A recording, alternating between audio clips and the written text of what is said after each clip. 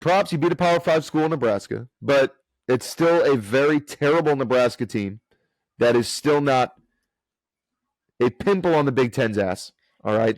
And then you came out, and like I said, double overtime against Colorado State. That is where Colorado got exposed for the football team that they are. I'm not saying that they're a terrible football team. I'm not saying that by any means. But they are not a Power 5 competitive football team. They are not ready to be in the talk of greatness. They are not ready.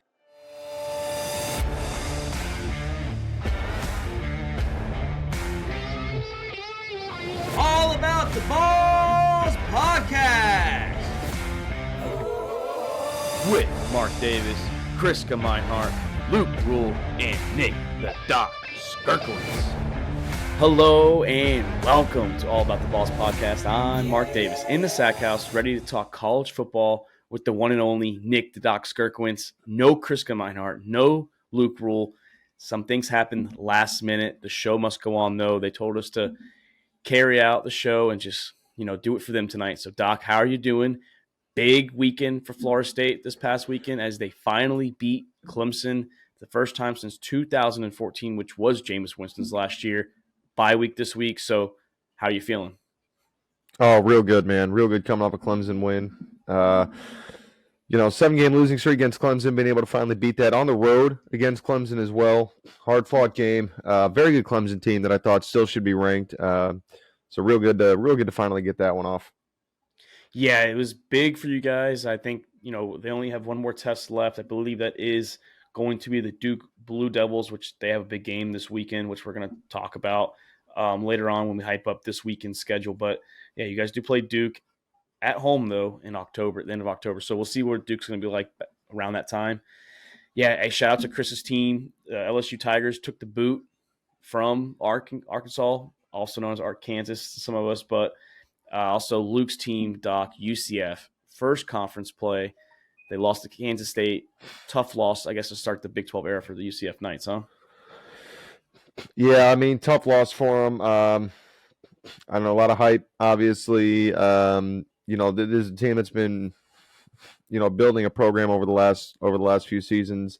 I almost took UCF in that game, so real glad that I was able to change that out and pick right, because that would have been a devastating loss for me in Pick'ems this week. And they play Baylor this weekend. UCF does at UCF, so it'll be a 3:30 p.m. game. Texas started off the Big 12 conference play with a win, dominating win over Baylor, 38-6. Love to see it. I mean, I honestly do. It's still a little sketchy on the offensive line, but we'll hopefully get that right for this week as we have a big game. But, Doc, let's start off. I think this is why Chris didn't want to show up. I think he made an excuse. We're going to start off with Notre Dame and Ohio State. Ohio State was 6 coming into it. Notre Dame was number 9 coming into it. And Notre Dame, it was not ugly. It was not a pretty win at all for Ohio State. Let's just throw that out there. It was a very defensive game. I was impressed by both defenses, Doc. But Kyle McCord looked good on the last drive. He let them down there. Irish had a mental error. The last 2 plays only had 10 men on the field. The last play with 1 second left when they scored, very key to have that 11th guy. Maybe he would have been there to clog up the hole and stop the running back. So big win for Ohio State, huh? Yeah, huge one for Ohio State. Holding their ground, taking a win over number 9 Notre Dame. Obviously, like you said, it was a very defensive game. Came down to that last second play, but it showed a lot to me. I know I've talked a lot of shit about Notre Dame, but it showed that their defense could stand up to number 6 Ohio State. But defenses aren't going to solely win games. You still got to have an offense to go with it. And Hartman, although having played very well this season, I thought came up real short against Ohio State. Because I'm not even going to say that. Kyle McCord outperformed him, I thought. I really did. I really did think he outperformed him. And Chris was high on Hartman. He was up there in the Heisman candidate. And we're going to talk about it later. I still think he's up there. But, only having a 17 of 25 for 175 yards and a TD. Didn't turn the ball over, so that's good. But he did not look like Sam Hartman the first 3 games or the first 4 games of the year that they played. So, I mean, like you said, I'm impressed with Notre Dame. I thought the defense is good. We saw what they could do against Ohio State. I'm still shaky on Ohio State's offense. They need to get together before they play Penn State and Michigan. I know that's still a little ways away, but you have to have a good offense against those teams if you want to compete in the Big Ten. So Ohio State has some work to do too on the offensive end. Oh, absolutely, absolutely. And Kyle McCord connecting on just 21 to 37 passes for 240 yards. I mean, numbers wise, the numbers, were there for the passing yards for him. The average per attempt, the QBR was higher, but um, like you said, with Hartman being a Heisman candidate, you've got to come out and you've got to do better. You've got to, if you want to be a powerhouse team, you want to prove that you deserve a playoff spot. All those things. I mean, you've got to have a quarterback that throws better than 175 yards in a primetime game like this. I mean, this was a huge, huge game for Notre Dame this season. A win here could have cemented their season for them, but they came up short. I mean, I said it before. I'll say it again. Hartman's got to play better. I expected more. I know that I've talked a lot on him. And their weak strength of schedule, and whether or not they really deserve to be talked about the way they do. I mean, Hartman obviously he had the numbers coming into this game, but he did exactly what I was expecting this offense to do. Against any real competition. It goes back to what I said in previous episodes about Notre Dame being in the national championship against Alabama in 2013. You know, another prime example of a team performing well all season but playing nobody, and then coming into the national championship just getting absolutely steamrolled because they look good on paper. They look good against cupcake schools, but when they get up against real stiff competition, they came up real short in that game. So not quite that kind of shortcoming this week against Ohio State, but it really just showed that the defense is what's carrying Notre Dame. And also, Doc, I've mentioned it several thousand times to you, to everyone that I talk to, sports-wise, the Notre Dame Fighting Irish not being in a conference for football, it's going to hurt them this year because you see the Pac-12 dominating. You see Florida State kicking ass. The SEC has Georgia and Bama still in there, and you have Texas and Oklahoma. These teams play, and the Big Ten, obviously. These teams have conference championships, and the Irish need a miracle for something to happen with at least two conferences where they could slide back in there. Yes, they still play USC, but them only going 11-1, let's say, for example, I don't know if that's going to be enough to even get them in the four-man playoff this year. Maybe a 12-man next year, but a four-man playoff, it really hurts the Irish to make that jump back into the playoffs just because you need a miracle. They only did fall 2 spots. They went from 9 to 11, so they respect them enough. And I'm okay with the ranking. I think going to 11 is not a bad drop. You lost number 6 overall, let's be honest. Yeah, and you lost by a field goal. I mean, I get the defense looked good in the last drive. They gave it up, but the offense is the reason why I think they lost the game. Coaching error by Marcus Freeman. He owned up to it, only having 10 men on the field. But it's going to be hard for them to get back in that four-man talk towards the end of the season unless something happens. Yeah, and this is where, like you said, being in that conference really helps. I mean, you're talking a Notre Dame team. Hey, let me pull this up here real quick. You talking about their schedule, or are you talking about? Yeah. Yeah, so I mean, they still play Duke this weekend. That's a big game, against a top 20 team. You still have USC, but even if you do go 11-1, that's what I was saying. It's like you have Utah, you have Washington out there in the Pac-12. You have Ohio State, Michigan, Penn State, Texas, Oklahoma, Georgia, Alabama. Even LSU can make a comeback. So it's not looking good. I think their schedule, they have some tough teams left that will help their strength of schedule. It's just, what are you going to do when all these top conference, let's say you have a 12-1 conference, or let's say Texas goes 12-1, you're going to kick Texas out and put the Fighting Irish in the playoffs, who went 11-1? No, I'm not, honestly. And this goes back into the, like as getting to the strength schedule you talked about. Open up the season against Navy, then Tennessee State, North Carolina State. That's Power 5 school. But Central Michigan, I mean, this has just been, any Power 5 school is better than a Central Michigan, better than a Tennessee State, better than a University of Massachusetts, Minutemen. I mean, you drop a big game like Notre Dame. We'll see what happens against Duke this week. Duke is a big game this week. I am projecting Notre Dame to come out on top on this one, but as you continue to roll through the season, man, I mean, Stanford may be a Power 5, but it's a very, very weak Power 5 team. You're not playing, these powerhouses. And they've got a couple. This is probably one of their tougher schedules that I've seen in recent years. USC is a usual game for them. USC is too. Yeah, USC is relevant again, and we'll see what Notre Dame does against Clemson. Clemson was very, very impressive this week. Klubnik finally looked like a quarterback. He did look a little better. I agree. And Shipley's, he's one of the best players in the nation when he's Should be looking going. like the next McCaffrey, man. Yeah, he was looking good. So, but Doc, I want to wind back on Ohio State. Can Ohio State figure out this offense? Can they get it going right before?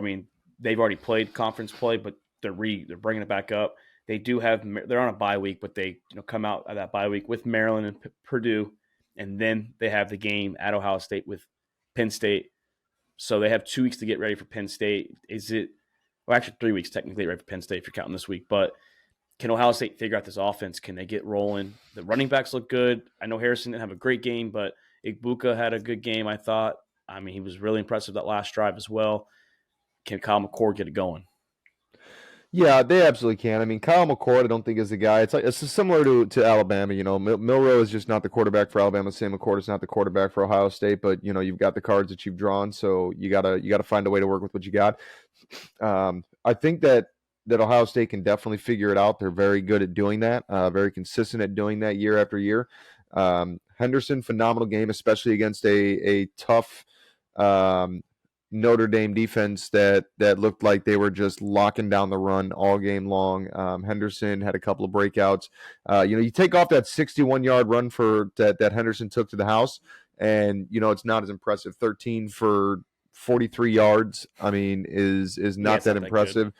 Yeah, so Notre Dame, held out the run defense very well.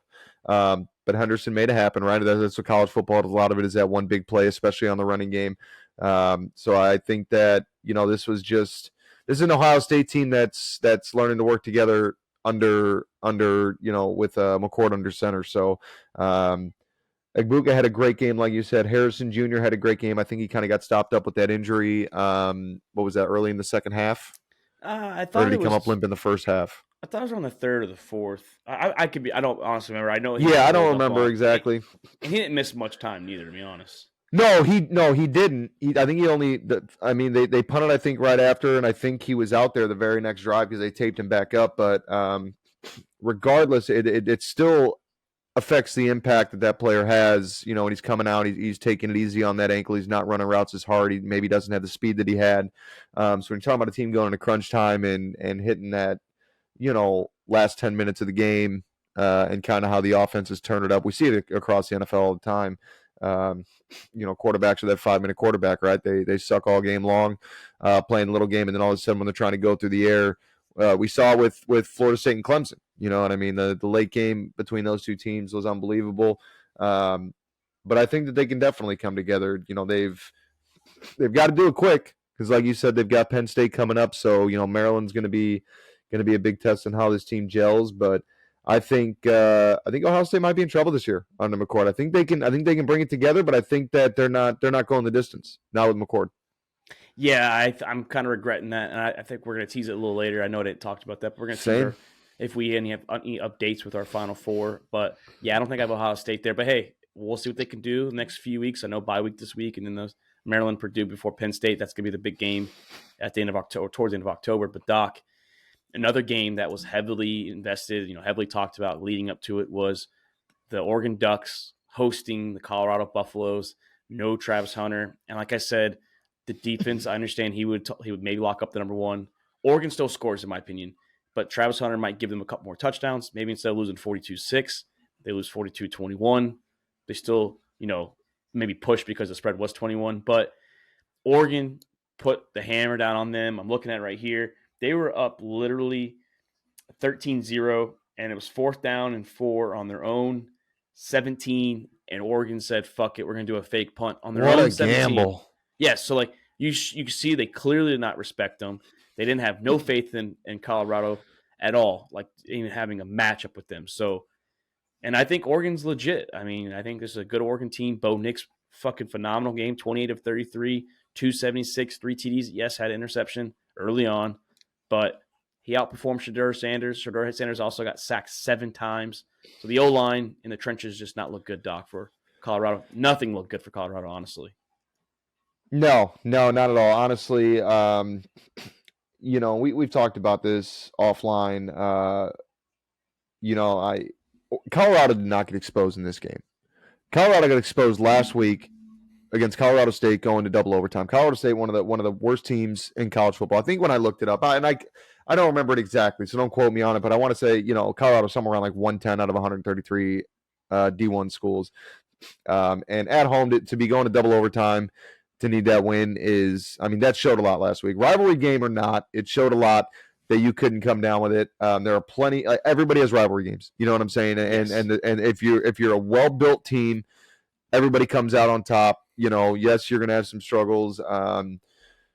Florida State had a tough game with Boston College, but at the end of the day, Colorado needed to do better than 6 points, regardless of the situation. Rivalry game or not, they needed to do better than 6 points. There were a lot of talks. It's been one of the weak points of Colorado is the offensive line, and yes, 6 sacks. Oregon came out strong, came out firing. They're one of the worst rushing teams in the nation. So not running the ball. Yeah, they finished 40 yards rushing. 25 rushes for 40 yards. I mean, honestly, I don't think Travis Hunter makes that big of a deal. But I also think that Oregon let up. You know what I mean? It was 35-0 at the half. I think Oregon came out. They got that next touchdown quickly. And I think that Oregon really slowed up after that and kind of just started playing with their food, evidenced by 5 incompletions by Bo Nix all game long, the 1 interception. He came out slinging like he was the first half. I mean, this is easily a 70-point game. Colorado through 4 games is averaging 55.8 yards per game. That is second to last, just ahead of Sam Houston Bearcats. So you're literally one of the worst. You're the second worst team. You're the worst Power 5 team. Put that way, rushing. And this is what gets me, man. And a lot of people. I've talked to a lot of people about this all week long, talking about that was just this kind of game or that kind of game. Colorado just had a bad game, whatever. You got to understand something. This is a Jackson State football team. All right.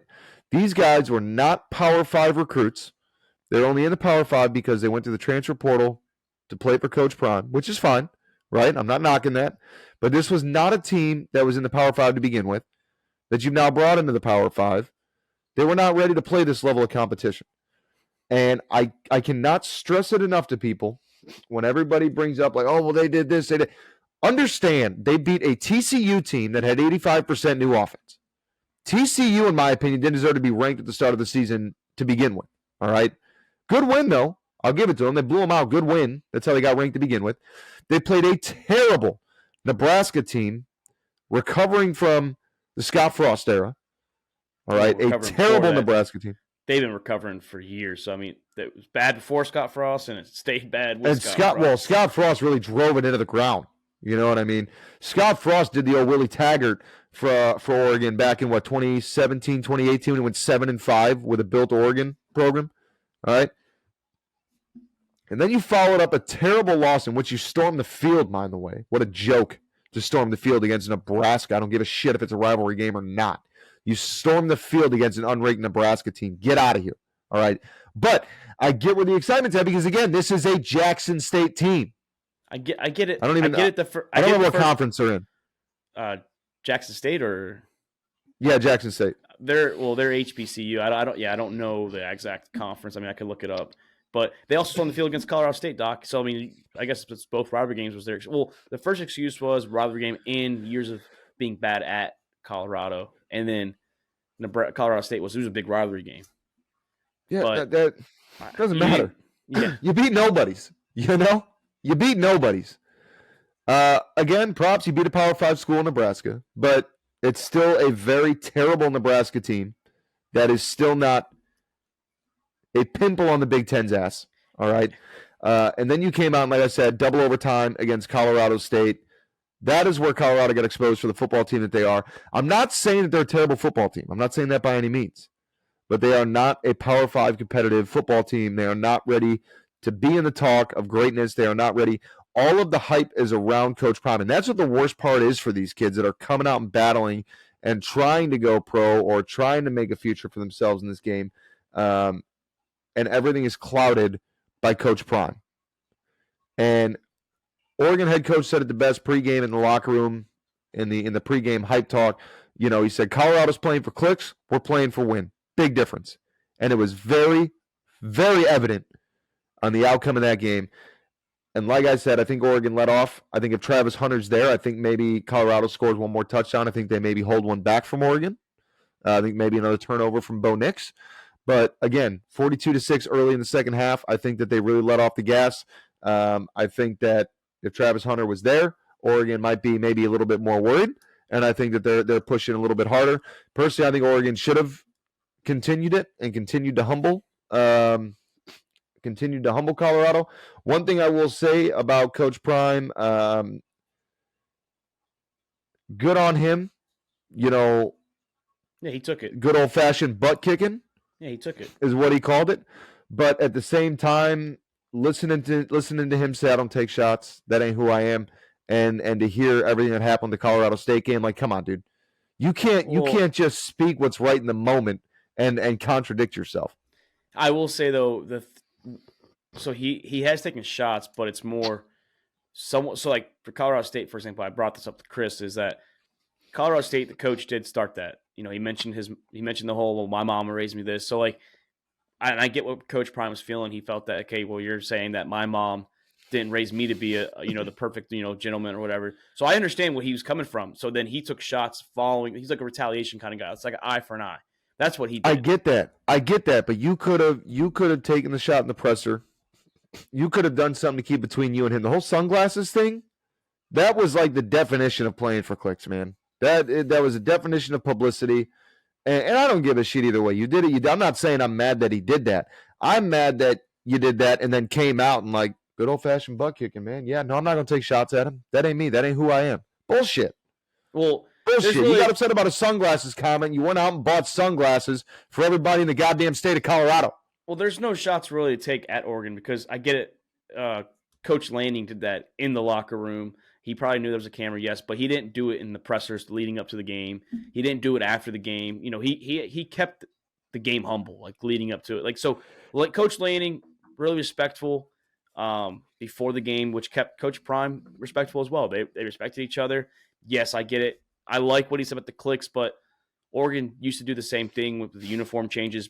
Obviously, they do it now still, but they used to do it back in the day to get recruits. And they were playing for clicks back in the day, and they built a program. Like you said, Doc, I don't think Colorado's a bad team. I think they're a solid 8-win school. I think looking at their schedule here. But I don't think they're a big – I don't think this team anyways, coming from Jackson State in the transfer portal, is not a Big 12 team. Or a Pac-12 team.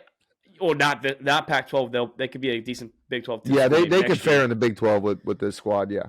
Because Texas and OU are leaving, and right now OU seems like they're playing a lot better than they did last year under Coach Venables. I think it's his name. And then obviously Texas is playing really good this year. But I think Colorado can go in here. They can beat Arizona State. They can beat Stanford. I think they could push UCLA, honestly. We'll see with Oregon State. They can beat Arizona, and then they have to finish at WSU and Utah. I think this week against USC, let's talk about that real quick before the game. I think it's going to be a shootout. I don't think USC's defense is as good as, as good as Oregon. They're not one of the best defenses in the Pac-12, honestly. So I think that USC is going to keep this close with Colorado. I think Caleb Williams is better than Shedeur Sanders. I think USC's offense is just better. They're also healthier. They don't have like one of their best. They don't have their best receiver out. But I think that Caleb Williams is going to outperform Sanders just by a little bit. It might be 45-38. It might be a high-scoring game. I really think it's going to be both teams in at least the 30s against each other. I think it's going to be the spread right now is 21.5. I do think that this time Colorado keeps it a lot closer than they did against Oregon. No, I'm gonna disagree with that. I'm taking USC on the spread. I think it's going to be a runaway train. 475 yards against per game on Colorado, and I'm going to tell you right now that didn't come against against Oregon. That did not come against Oregon. 3 or almost 400 yards passing. Or was it? How much was it in that game? But anyways, as I pull it back up, Caleb Williams obviously has been pulled early in games. The run game obviously is a struggle, and Shedeur Sanders was absolutely atrocious last week. I think 150 or 170 yards passing for him. Sacked 7 times. Showed, if I'm USC, my focus on winning this game, which I don't think is going to take much, but my focus on winning this game is getting pressure to the quarterback. Oregon showed exactly what you can do with pressure to Shedeur Sanders and this Colorado offense and how much you can shut them down. And the fact that the run game is practically non-existent in a very run-heavy, whether it be the running back, the option, whatever the case is, in a very run-heavy football like the NCAA. 159 yards passing for Shedeur Sanders, though.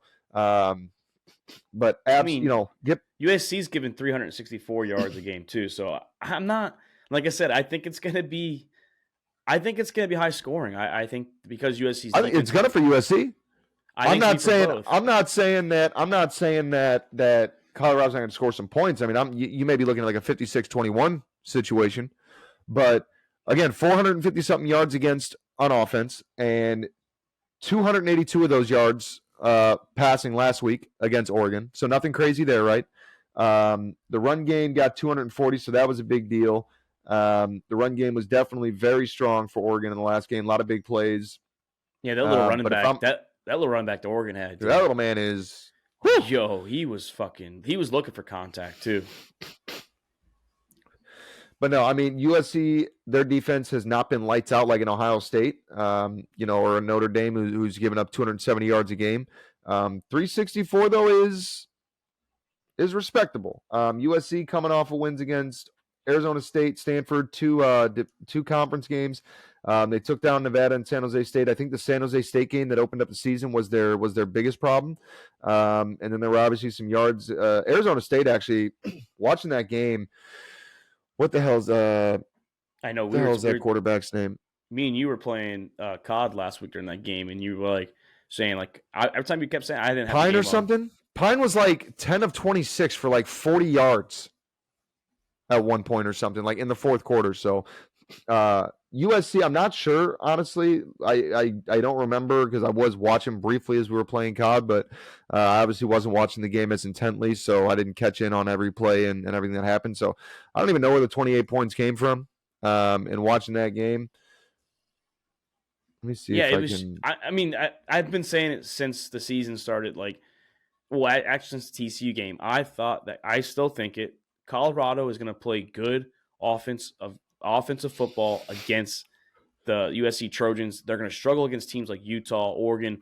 If they had to play the Washington Huskies, they would struggle against them because those three teams play defense. USC, and it's not just because it's USC. Lincoln Riley focuses on offense. He did it with Oklahoma, and he's doing it clearly with USC now. He would rather outscore you 55-51. That's the way he likes to play ball.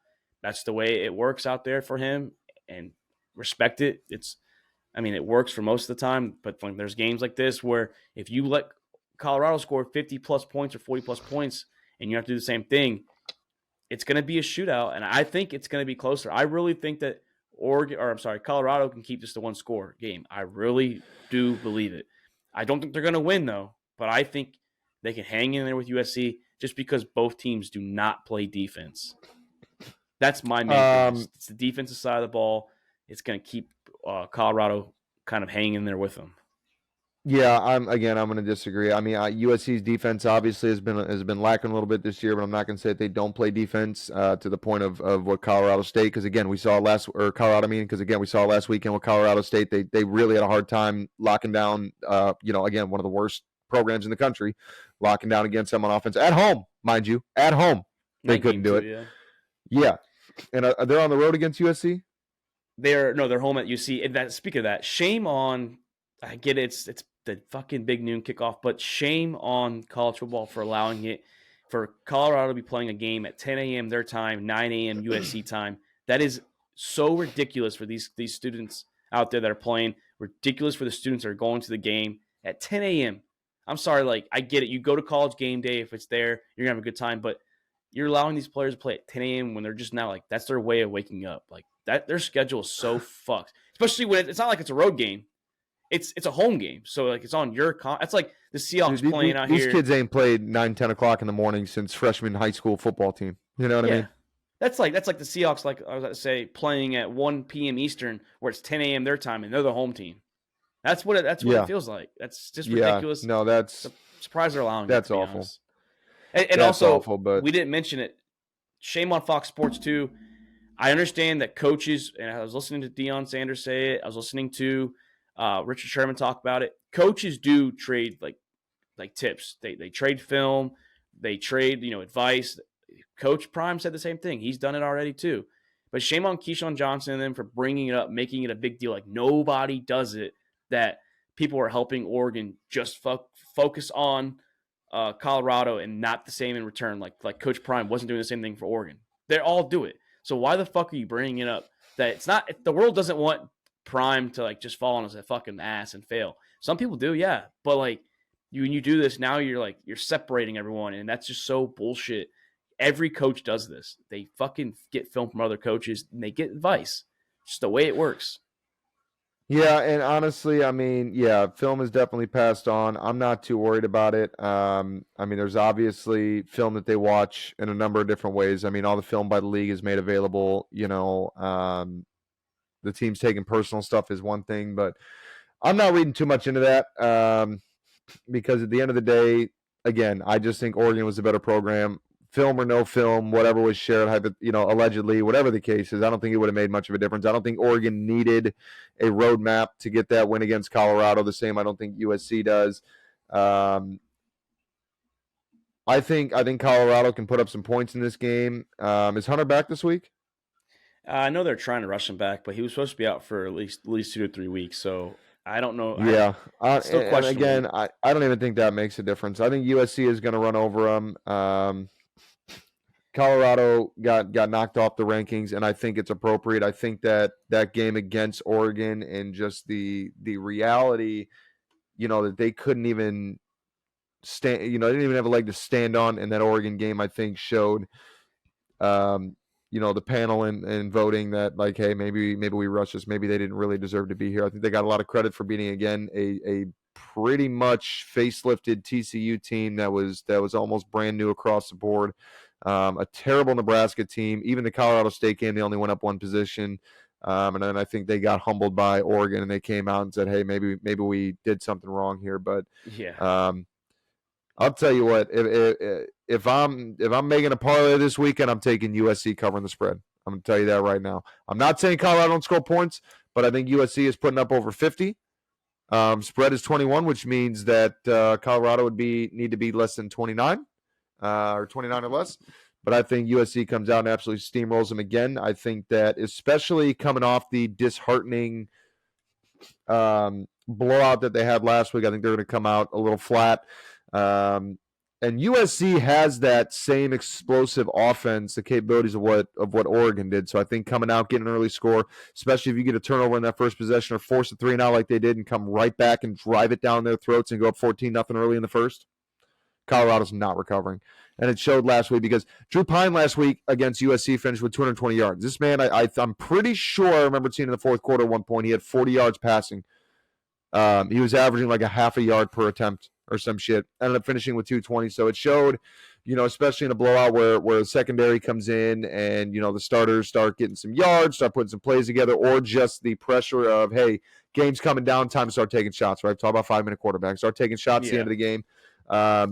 They tried that last week with Colorado, and they couldn't get anything going. 159 yards passing for Shedeur Sanders in the whole game.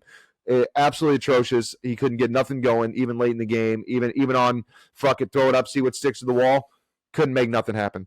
And when you don't have a run game that can stand up and complement the pass offense, the play action is useless because they ain't running the ball, and if they are, you'll stop them anyways. 25 rushes for 40 yards.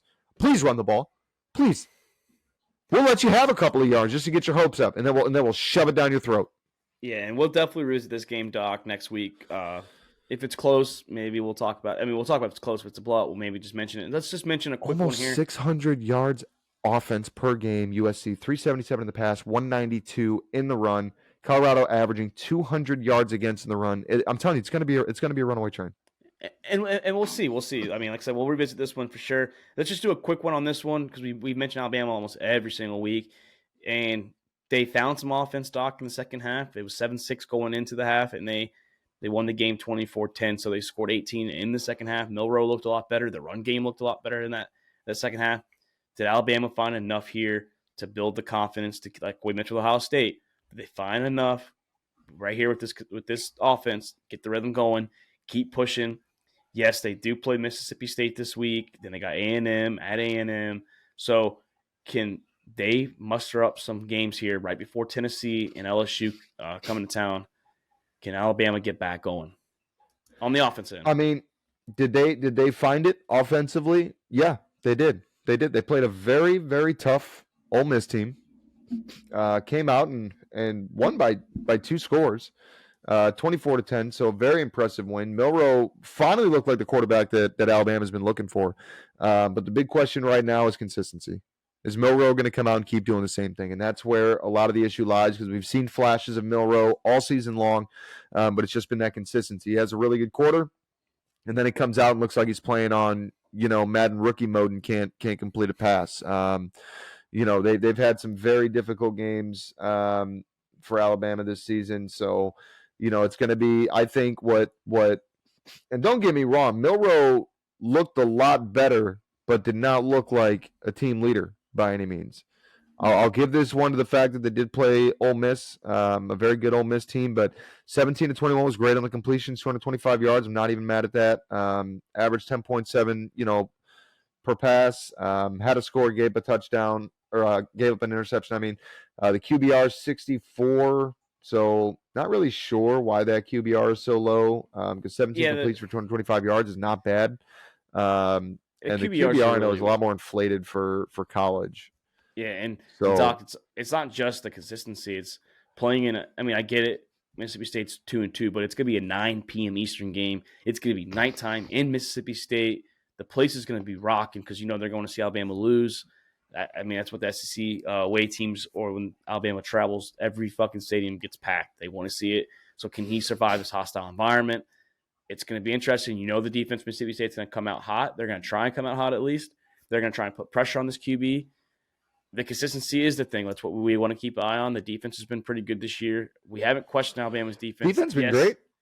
Texas was the lone bad game, but Texas offense, we know they're explosive when they can block for Quinn Ewers. So, we know what we can do as a Longhorns nation, but they've looked good. They looked good against Ole Miss. They controlled Dart out there. They played. Yeah, they made Dart look bad. Yeah, so they've playing pretty good. I was looking at the stats. They're only getting 12 points a game or something like that. So the defense is going to be there. We're going to see what they can do, Doc. But big games this week. Hey, I was mentioning big games. That was a big game. I thought there's 4 top 25 matchups. We've already mentioned Duke and Notre Dame, LSU versus Ole Miss. At Ole Miss needs this game to bounce back if they want to. Ole Miss needs a rebound. They do. LSU. This is a season maker for both these teams. Well, LSU's only loss is to Florida State, so they can survive 1 conference loss. Ole Miss can't survive 2, not in the West. They cannot survive that in the West. And then Utah, Oregon State. But LSU going to a two loss season though. At 13, they're not making the playoffs if they drop another one. Yeah, they'll make the playoffs, but they can keep their conference championship. Which is kind of what happened last year. They were in that situation where they lost to you guys week 1, and then I believe they lost another game before they lost A&M the last game of the year, if I'm not mistaken. And then Friday night, Utah at Oregon State, 10 versus 19. It's a big game. Oregon State's coming off that loss, so they need to bounce back with a win here too. Utah's undefeated in the top 10, so the Pac-12, how they are. They're loaded. Some good teams just going to happen to lose. Just the way it works. So and both these teams playing tremendously defensively. Oregon State has shown, Utah has shown to be one of the best defenses in the country so far this year. Oregon State defense has been phenomenal for them as well. I don't expect much rushing for both these teams. Oregon State, mind you, is a very heavy rushing football team. 224, almost 225 yards a game rushing on the ground. So Utah, their 51 yards against rushing is going to get put to the test this week. But Oregon State coming off, like you said, that loss last week against Washington State, Washington State is a very heavy pass attack team. They have been for years. But not a game really that you can afford to lose. Washington State coming off of 3 cupcake teams that, and then this is the problem with having these cupcake teams early. This is why you got to get some real competition early. But Utah coming off of big wins against UCLA, low-scoring game. Weber blew them out. Close win against Baylor, even a close win against Florida. But Utah looking very impressive, still without starting quarterback. They just keep rotating the 2 and 3 quarterback around. They just keep. Yeah, it's a revolving door over there, man. It's And they really make it. like, hey, who wants it this round? Who wants it But this drive? when you have a defense that's give up 9.5 points, I mean, come on, like the QBs just all they have to do is get me fucking a touchdown and a field goal, and then we essentially win the game. And then Well, that Doc, may another not do it this week. Oregon That may State's not give. do it this week, but Yep. no, the defense is definitely what's been carrying Utah. So this is going to be, I think, Notre Dame and Duke be damned. This is going to be my game of the week, I think, is Utah and Oregon State, because Oregon State has been an explosive offense. 200, like I said, almost 225 yards on the ground, 235 through the air. They've been a very, very exciting offensive team to watch, although they've played cupcake teams, but two very good defenses pitting up against each other. This is my game of the week. This is where I think game day should have been. Yeah, I mean, I get why they're in Duke, just because Duke it's something different. Like they're not that traditional basketball school this year. They are 4-0. They're ranked 17. I get it. Like, I mean, honestly, if Ole Miss would have came off that win against or Alabama, you could have put game day there. That's my game of the week. If I'm not, as a non-biased fan of college football, I want to see this SEC matchup out there in the West, LSU, Ole Miss. But Or Doc, that one. Yep. I mean, I'm a little biased. I think that Texas playing host to Kansas right here, number 3 versus number 24. Like I mentioned with Duke, this is not a traditional basketball school. This is not the shitty Kansas that we're so used to for football. They were good last year. Don't forget they were in the Big 12 running for a while, and they fell off the second half of the season. But it's a trap game, in my opinion, too, because we play Oklahoma in the Red River rivalry next week, so we can't just look ahead to Oklahoma.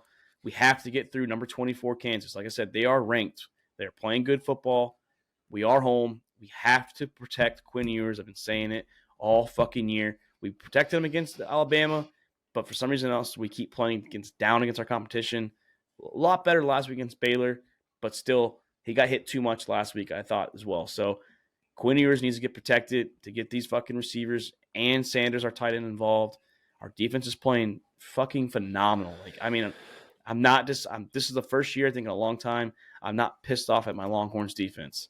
So for so many years, we were getting like fucking 20, 30 points every single week. And we're hanging in there with like 12 points a game. I love what we're doing on defense. But I think it's going to be a good game. I think Texas and Kansas is going to come out here for something to prove, too. They're coming out here. Yeah. Yeah, absolutely. Another very exciting game. Kansas, the offense has been a little bit of a step up this year, but I think that a lot of that goes into that Texas-Alabama game, because Alabama played very strong defensively against Texas.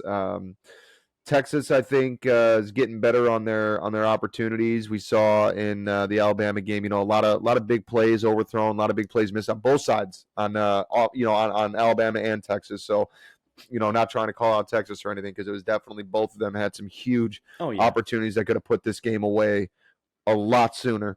But defensively, this is going to be a very good defensive matchup. This is right up there with the Oregon State and Utah game. These are going to be the two that I'm going to be biggest focused on, because while Notre Dame and Duke is a high, a good ranked game, I personally think that Notre Dame. We'll see how Hartman comes out after last week. If he gets his juice back and can find some sync with the offense and make some plays happen. Hopefully come out a little bit stronger. But I personally think Notre Dame's going to run away with that one. I hope they don't, obviously. I hope they lose, because I don't like Notre Dame. But I think the Texas-Kansas matchup and the Utah-Oregon State is going to be and then I'll give Alabama or not Alabama, LSU and Ole Miss the other one. Those are going to be my big 3 key games to watch. Yeah, I'm going to unfortunately have to miss the Duke game. Birthday party, dad duty calls. I sacrifice Saturdays for the little ones, so I'll be able to watch the Texas I'm probably game. missing the whole day, so I feel you. I'm gonna be out of town this weekend. My brother's getting married, yeah. so I'm gonna be missing that whole weekend. No, I'll get the Texas game, and then literally, because it's 12:30 game for me. Right after that game, I can start getting ready for the birthday party. We'll leave about an hour after the Texas game, so we'll have to miss the Alabama game. We'll have to miss the Duke game and the Notre Dame game. But hey, 4 top 25 matchups this week. We got one Friday night and the other 3 on Sunday or Saturday. So I mean, right now conference play is starting to juice up the week, starting to get us ready. Doc, we're a third of the way done. It's going by real fast. And I hate to see it. I we love do. college football. In this year, I think it's a quarterback race at the moment. I don't think any receivers stand out. No running backs really stand out. Travis Hunter missing time, it's going to hurt his chance for the Heisman. Who is your early Heisman favorite. Maybe some candidates that's right there behind him.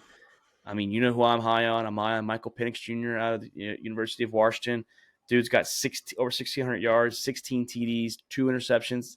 Yeah, he's got 2 interceptions, but he leads the fucking nation in passing for touchdowns and yards. So, and he's just not looking back. He's just not looking back at all. And he's missed the fourth quarter just like Caleb Williams has. So, I mean, it's not like he's playing the whole damn game. Yeah, a number of guys that I'm looking at this year. I think, like you said, it's going to be a runaway quarterback year.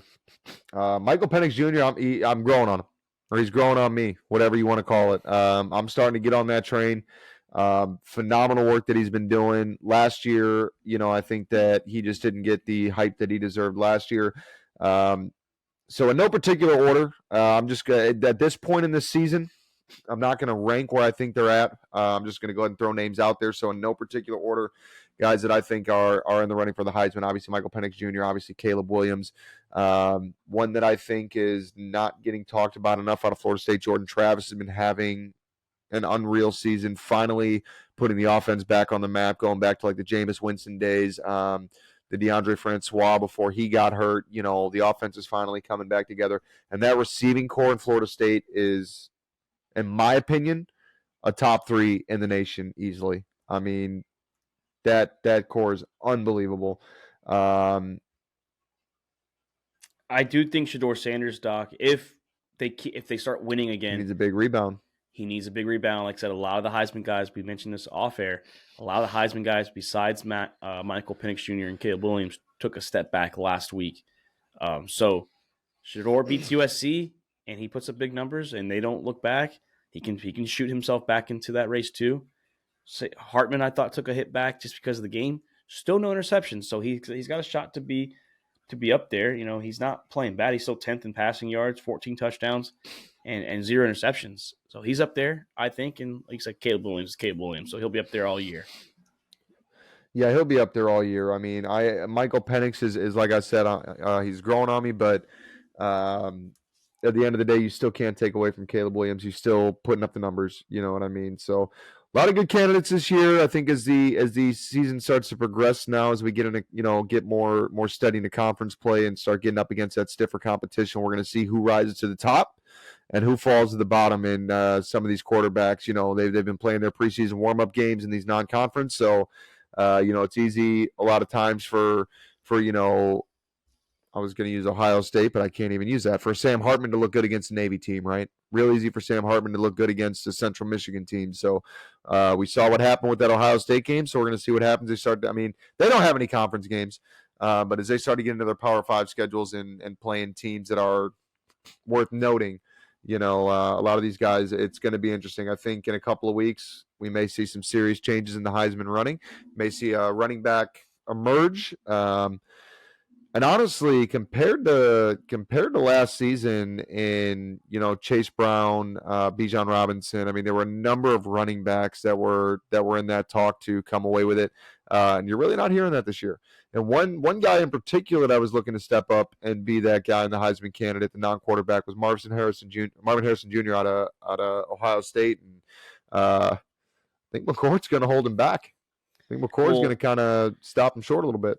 He played good against those 2 non-Power 5 schools. I know the Irish are on a Power 5 school, but we consider them the 70th member of the Power 5 if there was. So Indiana, he struggled against them and the Irish too.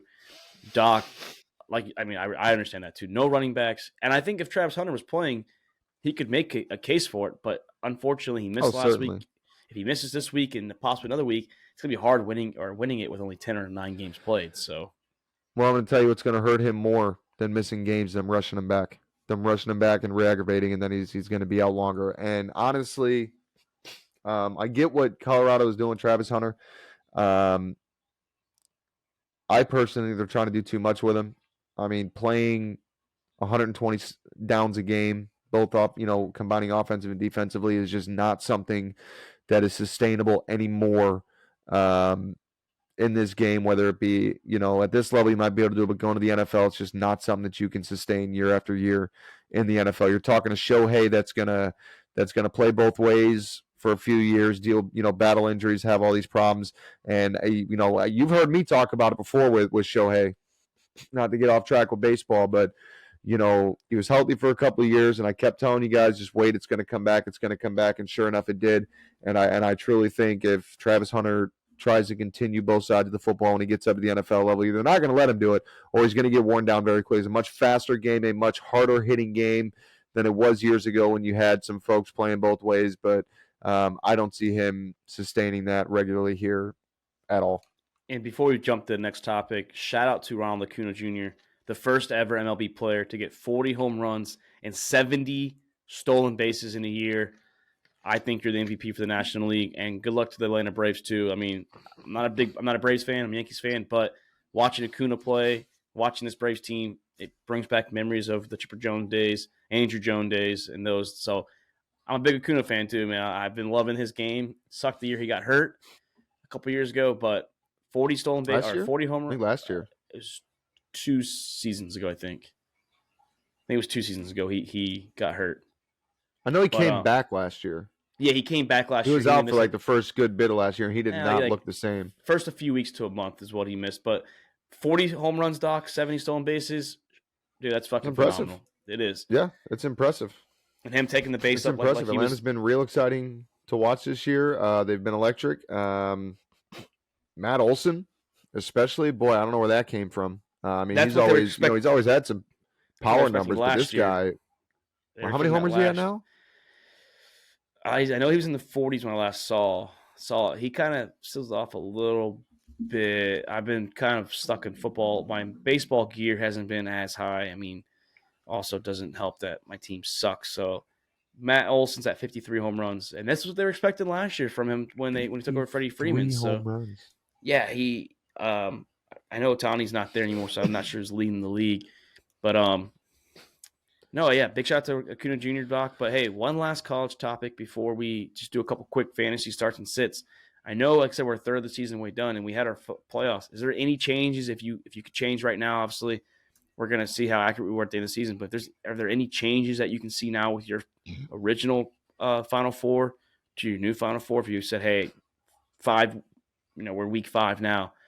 Who's in my new playoff and who's out of the new playoffs? If I'm going, I'm keeping Georgia, by the way. I'll keep Georgia. I'm keeping Georgia. I think I'm going to go Georgia, Texas, Florida State,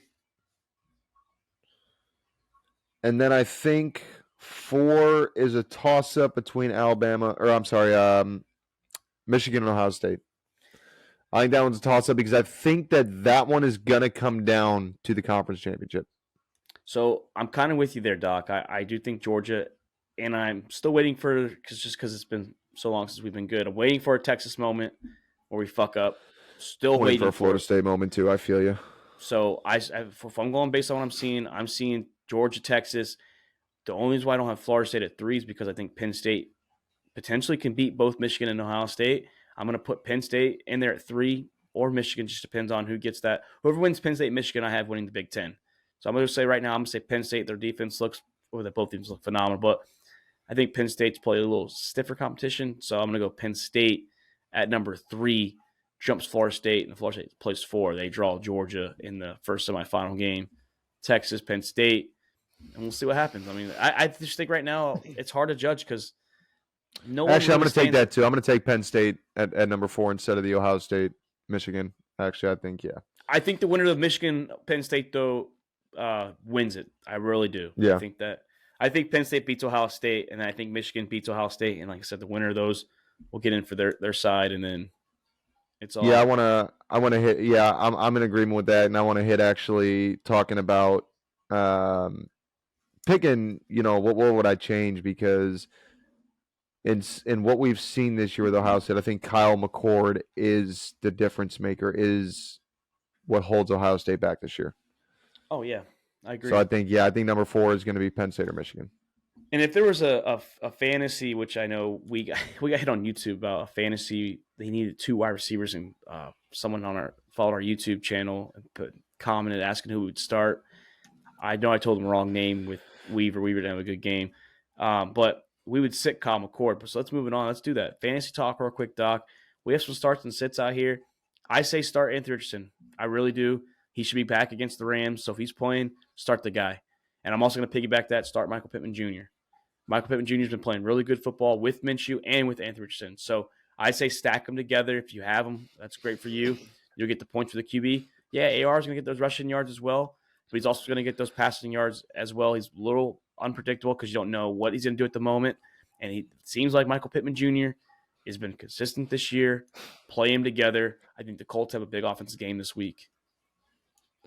Yeah, start him, sit him. Quarterback, I'm going to go Russell Wilson. Russell Wilson finally showed flash of the pan last week, and what he used to be against a decent Miami defense. I think coming up this week against the Bears, I think Russell Wilson's going to come out strong and put up some numbers.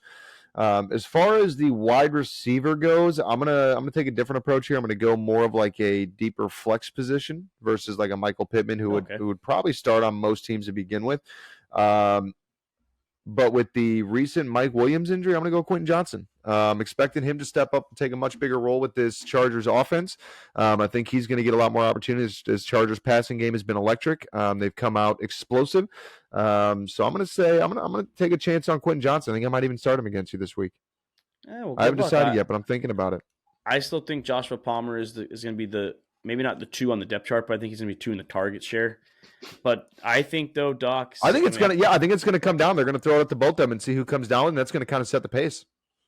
And I think another start though, real quick, Travis Etienne. Atlanta's rush defense is the weaker of the pass rush side. Our pass defense, I still think Cal Ridley has a big game, so I really say start Ridley too. But I already did my receiver. But start Travis Etienne. Don't start no receivers on the Jags. Tell you that right now. Fuck the Jags. I expect Lawrence to get really involved just because it's the Falcons. It's just kind of the revenge game. But I also expect Etienne to have a big game too. Like I said, Atlanta's rush defense isn't the best. We're in the middle of the pack. I think that teams can take advantage of that against us. We focused a lot on the passing side with Terrell and Trey Flowers and some of the guys we got out there. But I think that Etienne's going to have a big game against the Falcons across the pond in London. So start Etienne, also start Ridley if you're asking me to. Yep. No, I think those are good moves. And then we'll bring up some sit-ems here. You want to talk about sit-ems. Yep, I got some sit-ems for you. Let me start early here. Let me start out with the obvious one. New York Giants offense. Sit them all. Don't matter who you got. Sit them all. Bears offense. I'm not going to say the whole Bears offense. Khalil Herbert and Roschon Johnson, you stand a chance to make some points with. Roschon, it just depends on how the Bears utilize him and how well the game goes. Obviously, if they fall behind early like they did against Kansas City, you're probably going to see more through the air. So it really depends on if the Bears stay in this game against Denver. If they do, expect an explosive run game. Well, Doc, I think a quick sit, Lamar Jackson. We talked about last night when we did our preview. The Browns defense is filthy, disgustingly good. Like I know it's fucking 3 words weird. Filthy, disgustingly good. That says FG, filthy FDG. That's my new fucking quote for anything that's good. The Browns defense is going to be, I think, a very nasty game for both sides. I even say kind of start maybe sit Watson a little bit too. I know he had a big breakout game last week, but Lamar Jackson is going to be in a big game right here. The defense is going to be focusing on Myles Garrett's going to be eating them alive. There's a war out there in the secondary. This defense is coming from Lamar Jackson. If you have a good QB2, start him over Lamar Jackson. Yep. And then my final sit-ems that I'm going to go with, another blanket statement. Actually, we're just going to roll this on to one. New York offenses, sit them. Sit them. Obviously, you're not starting Zach Wilson, but because of the quarterback situation, do not start the receivers. I'm not expecting anything big out of them.